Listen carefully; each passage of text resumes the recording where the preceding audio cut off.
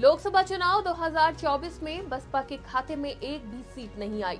जनादेश सामने आने के बाद बसपा सुप्रीमो मायावती की पहली प्रतिक्रिया सामने आई है। मायावती ने सोशल मीडिया पर एक पोस्ट के जरिए मुस्लिम समाज को लेकर नाराजगी जाहिर की है। क्या कुछ कहा मायावती ने, आइए ग्राफिक्स के जरिए जानते हैं।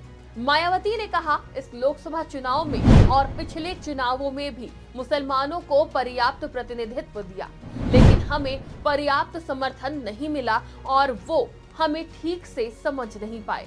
इसलिए अब से हम सोच समझकर ही उन्हें मौका देंगे ताकि पार्टी को ऐसा नुकसान ना हो।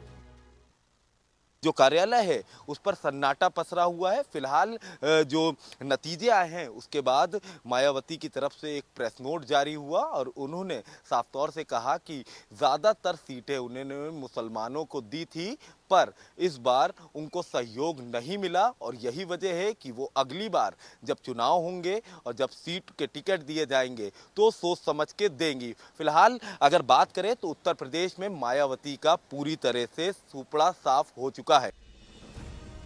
मायावती ने बुधवार को अपने एक्स हैंडल पर 2 पेज का लेटर जारी किया है। इसमें उन्होंने कई मुद्दों पर विचार रखे हैं। मायावती ने इतनी भीषण गर्मी में लोकसभा चुनाव करवाने पर भी सवाल उठाए हैं। उन्होंने लिखा है, बसपा चुनाव आयोग से शुरू से ये मांग करती रही है कि चुनाव बहुत लंबा नहीं खिंचना चाहिए। ये चुनाव 7 चरणों में करीब 2.5 महीने लंबा रहा। चुनाव कराते समय आम लोगों के साथ लाखों सरकारी कर्मचारियों और सुरक्षा कर्मियों का ध्यान भी रखना चाहिए। अधिकतम 3 या 4 चरण में चुनाव कराया जाना चाहिए। जनजीवन अस्त व्यस्त होने के कारण चुनाव काफी प्रभावित रहा। गरीब और मेहनतकश लोगों के उत्साह में कमी आ गई। इससे वोट प्रतिशत काफी प्रभावित हुआ है। इससे पहले 2014 के लोकसभा चुनाव में बसपा को यूपी में 0 सीटें मिली थी।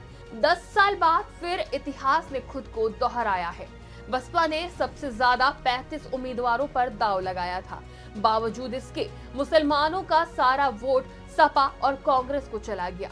बसपा का मुस्लिम दलित फैक्टर पूरी तरह से नाकाम रहा। इसी वजह से चुनावी नतीजों के बाद मायावती ने मुस्लिम समाज के प्रति अपनी नाराजगी का इजहार किया है। डेस्क रिपोर्ट, आज की खबर।